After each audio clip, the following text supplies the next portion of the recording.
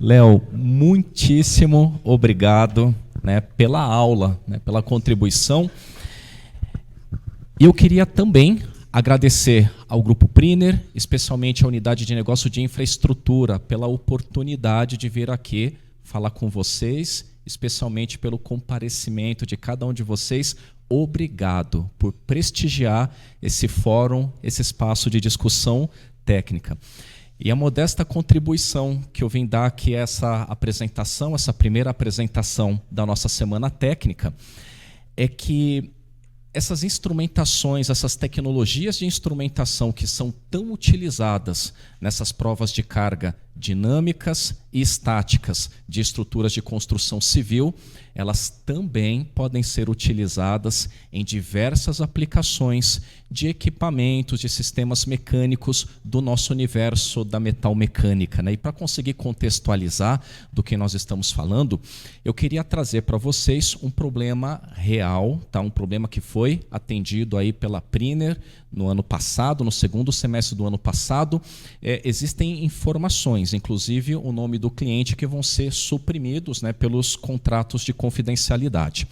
Então imagina, né, que nós estamos aqui num país rico de energia e entre esses modais de energia somos ricos em energia eólica, né? Nós possuímos mais de 800 parques eólicos em operação no país e contamos com aproximadamente 10 mil aerogeradores, né? E quando a gente olha para o aerogerador, a gente gosta de ver ele desse jeitinho aqui, uma coluna, um mastro, um hub, as pás lá em cima, né? Eis que o modelo específico de máquina, né, operado não apenas por um operador, mas por alguns operadores aqui no Brasil, experimentou episódios de fratura do componente chamado main shaft, né? Main shaft é apenas o eixo principal que liga o hub, onde são fixadas as pás, a um sistema de redução que conecta essa parte de potência eólica ao gerador de eletricidade. E um caso interessante a compartilhar é que essas falhas catastróficas começaram a acontecer após aproximadamente 5 a 8 anos de operação dos aerogeradores, o que presumivelmente corresponde a menos de metade da expectativa de vida útil desses equipamentos, né? Então, agora, como que a gente vai fazer, né? Uma das dificuldades em analisar esse tipo de equipamento é que muitos componentes, muito da engenharia de projeto, né, ela é conhecida e é um segredo industrial apenas do fabricante do equipamento. E o fabricante não disponibiliza essas informações prontamente para a realização de estudo. Então, como que foi atacado esse problema? A gente atacou esse problema em etapas. A primeira etapa é determinar de forma categórica qual foi o modo de falha da estrutura. O modo de falha ali, no caso, foi fratura do main shaft. Então a gente parte, né, para uma próxima etapa da investigação, que é caracterizar o mecanismo de dano. Fraturou por quê? Foi uma sobrecarga, foi um choque ou foi algum outro tipo de mecanismo? E nesse caso, na superfície de fratura, havia muitas evidências ali metalúrgicas de que se tratava de um mecanismo de dano chamado fadiga mecânica. Aquele mecanismo de dano que leva à nucleação e crescimento de trincas os materiais que são sujeitos a regime de carregamento mecânico cíclico, como é o caso dos eixos girantes. Agora, a terceira etapa da solução, ela consistiu em fazer uma análise mecânica estrutural utilizando ferramenta de simulação computacional. A ferramenta utilizada foi a ferramenta de elementos finitos, rodando modelos ali de mecânica da fratura, baseada em algumas normas. Com que finalidade? Para que a gente pudesse entregar para o cliente essas respostas, tá? Então, o que a gente chama o cálculo do tamanho crítico de trinca. O que é o tamanho crítico de trinca? É o maior tamanho de trinca que permite a operação do equipamento segura. né? Ou seja, é a trinca que tem o tamanho limite que, a partir dali, ela pode fraturar, pode separar o eixo em duas partes. A gente precisa conhecer também a taxa de propagação de trinca, porque a partir do momento que eu sei o tamanho máximo admissível e determino por inspeção não destrutiva o tamanho que hoje a trinca possui, então eu consigo calcular, baseado em modelos de mecânica da fratura, a velocidade com que essa trinca vai atingir o tamanho crítico. Para quê? Para transformar isso numa expectativa de vida, num cálculo de vida remanescente. Quanto tempo durarão esses aerogeradores, né? E com essa informação, a gente consegue determinar também o tempo ótimo entre as inspeções, né, com que frequência aquelas trincas precisam ser monitoradas quanto ao seu crescimento e, porventura, quem sabe, a gente possa ser capaz também de determinar alterações construtivas que aumentem a vida do eixo, por exemplo. Só que nessa etapa da simulação computacional, existem 3 conjuntos de parâmetros de entrada, de input, que são imprescindíveis para a gente conseguir produzir esse resultado. Eu não consigo fazer uma simulação estrutural se eu não conhecer as propriedades do material, a geometria do componente e aí a parte que faz o vínculo com o assunto tratado. Eu preciso saber qual é o carregamento mecânico. Mas, meus amigos, o carregamento mecânico num eixo, né, de um aerogerador, ele é dificilmente, eu vou dizer assim, muito dificilmente determinável de forma analítica, né? Porque o vento é impetuoso, né? Cada hora ele sopra a partir de uma direção com uma magnitude diferente. E ele também tem efeitos transientes, né? Que são as rajadas, as turbulências, né? Os efeitos fluidodinâmicos. Além disso, mesmo que todos esses fenômenos pudessem ser conhecidos e mapeados, existe uma componente do carregamento mecânico que está associada às próprias condições de montagem do equipamento. Então, como é que eu vou saber se aquele eixo ele foi montado com um desalinhamento, se ele tem um erro de balanceamento, se ele tem um problema de batimento? Então, ainda que a gente conseguisse determinar os aspectos ali de carregamento do vento, seguramente há uma série de outros fatores, outros agentes, né, que não poderiam ser determinados de forma analítica. Aí entra, né, um espaço privilegiado para a aplicação dessas tecnologias de instrumentação. Então, eu queria compartilhar com vocês um pouquinho de como foi essa aventura. Tá? Aqui, o botão do meio é laser? O de baixo. Ah, ok, perfeito, obrigado. Então aqui a gente mobilizou para fazer a instrumentação de 2 aerogeradores, aproximadamente 160 quilos de equipamentos, mais ou menos. E esses equipamentos eles acessam a nacelle, que é a casa de máquina do aerogerador, utilizando uma espécie de um elevador de carga, uma espécie de talha, e os materiais eles são embarcados nesse bag, essa bolsa que está enrolada aqui atrás. Essa aqui é uma fotografia do comecinho da instalação da instrumentação. Então aqui nós temos um sensor de microdeformação que a gente chama de strain gauge, né?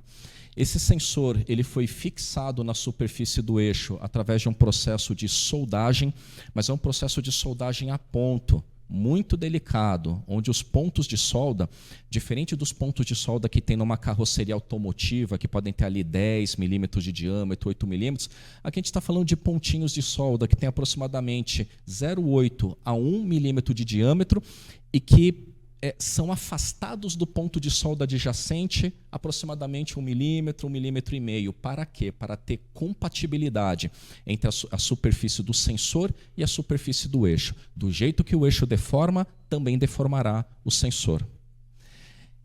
E aqui nós temos um sensor de temperatura, que ele está isolado termicamente. Por quê? Porque eu quero determinar a temperatura no eixo isolada da temperatura ambiente. Ah, mas a temperatura no eixo não é igual à temperatura ambiente? Não é, porque como o eixo está acoplado num sistema de redução por engrenagem, ele acaba ficando mais quente que a temperatura ambiente, né, pela dissipação aí do calor do redutor.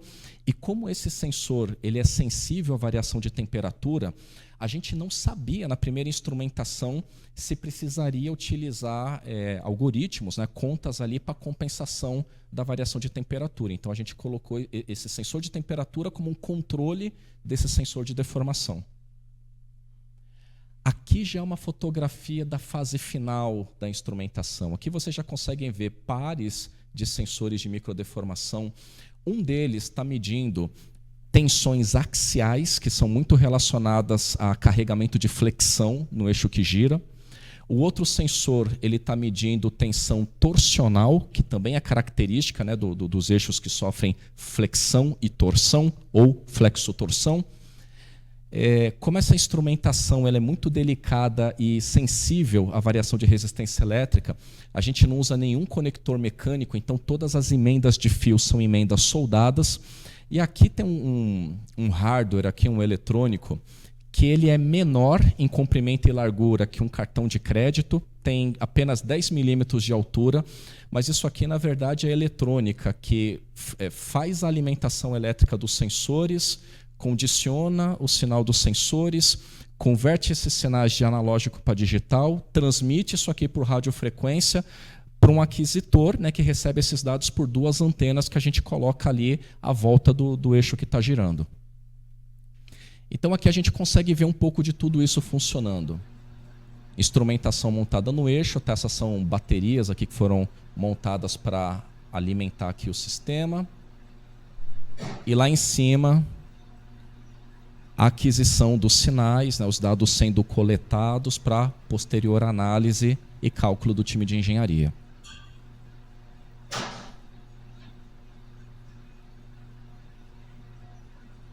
Uma curiosidade, tá? Esses ímãs e sensores magnéticos, eles estão medindo posição e velocidade angular. Aqui tá medindo temperatura no eixo, tensão axial. E aqui tensão axial e tensão torsional, é o que está sendo medido aí no eixo. E tem alguns outros sensores. Então, é apenas um exemplo, né, de aplicação dessas tecnologias, mas independente da estrutura, do ativo que vocês operam, né, sejam pontes, sejam barragens, sejam ferrovias, sejam tanques de armazenamento, né, ou estruturas diversas, a gente sempre vai poder se valer de uma vasta gama de tecnologia de instrumentação para a finalidade de monitoramento estrutural. Tá? Desde os nossos sensores para aplicações mecânicas, né, como acelerômetros, strain gauges, mas também outros sensores menos conhecidos, como sensores de emissão acústica, sensores de força, que são as próprias células de carga, e inclusive sensor para monitoramento de torque em parafusos de fixação. Até a gente pode combinar essas leituras com sensoriamento ambiental de temperatura, umidade, pressão, velocidade de vento, e inclusive empregando microfones, né, quando a gente precisa fazer medições calibradas de ruído para saber se o ruído proveniente de certas atividades, como por exemplo detonações, estão dentro aí de limiares aceitáveis, né? Instrumentação para geotecnia, né? Entre essas instrumentações eu acho muito interessante um tipo, né? Uma tecnologia de sensor que é chamado de Shape Array, né? O Shape Array ele nada mais é que um conjunto de barras articuladas, só que cada barra dessas é um inclinômetro. Então você consegue ter esses Shape Arrays com comprimentos muito grandes, 100, 200 metros, e consegue utilizar isso tanto na vertical para determinar a movimentação do solo, como você também consegue utilizar isso na horizontal, por exemplo, acompanhando ali os dormentes de uma ferrovia para monitorar recalque, torções e outros tipos de deformação, por exemplo, de sistemas rodantes, né, de carga. Tá? Além de outros instrumentos muito específicos, como para monitoramento de abertura de fissuras, propagação de trincas, sensores para mapeamento de corrosão, entre outras aplicações. Tá? Eu gostaria de finalizar concluindo, tá? Deixando com vocês algumas ideias que são também pistas para a discussão, né? E a gente vai ficar muito feliz, né, Léo e Léo, se a gente puder, né, enveredar com vocês nessas discussões. Tá? A primeira conclusão aqui é o seguinte: pessoal, instrumentação para medição e monitoramento de integridade já apresenta um alto nível de desenvolvimento tecnológico. Então a gente vai entrar numa indústria e sabe, né, que a instrumentação para automação está muito desenvolvida, né? Então o meu convite é despertar em vocês o olhar que um outro tipo de instrumentação para a integridade mecânica de estruturas também apresenta um nível muito alto de desenvolvimento. Tá? Compartilhar com vocês que medir é diferente de monitorar. Eu arriscaria ainda colocar isso aqui em 3 classificações. Tá? A gente pode classificar as medições como medições de curta duração, aquelas que é um instrumento para medir durante 20 segundos até 1 hora. Medições de longa duração, que são aquelas que duram de algumas horas até poucos dias. Mas o que essas medições têm em comum? Né? Quando eu meço, normalmente o que eu quero identificar é o valor de uma grandeza física para depois fazer um estudo com aquele valor, um cálculo, alguma coisa desse tipo. Agora, quando eu monitoro, é diferente. Monitorar significa ter acesso aos dados, ao valor daquela grandeza por bastante tempo. Com que finalidade? Com a finalidade de suportar o processo de análise e tomada de decisão. Então, vou fazer um monitoramento contínuo para suportar uma tomada de decisão. E para compartilhar com vocês, tá, que o meu sonho, tá, e eu acredito de coração também, o sonho do Léo, é que o emprego dessas tecnologias de instrumentação converja, né? Converja para uma tecnologia que é conhecida hoje como SHM, né? Structural Health Monitoring. E o que significa esse SHM? Esse SHM ele significa instalar instrumentação, sistema de aquisição de dados para monitoramento contínuo, o tempo todo nas estruturas. E a utilização dessas informações processadas através de algoritmos, né, que possibilitem a detecção de dano, a previsão de falha e também a quantificação do desgaste ou consumo da vida útil. Essas são ideias que estão embutidas dentro desse conceito de SHM, que está começando aqui no Brasil, tem poucas aplicações que a gente pode dizer que suprem todos os requisitos de uma aplicação de SHM, mas é para lá que nós acreditamos que uma indústria segura deve caminhar. Tá bom? Meus amigos, pela preciosa atenção de vocês, eu quero deixar aqui o nosso agradecimento. Tá? Não consegui trazer o gerador eólico instrumentado para mostrar para vocês. Por isso a gente instrumentou um automóvel, né, e uma ponte ferroviária e vamos compartilhar isso com vocês daqui a pouquinho. Obrigado.